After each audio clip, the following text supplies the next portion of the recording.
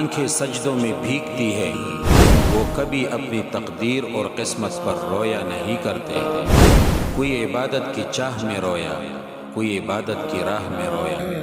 عجیب ہے یہ نماز محبت کا سلسلہ، کوئی قضا کر کے رویا، کوئی ادا کر کے رویا۔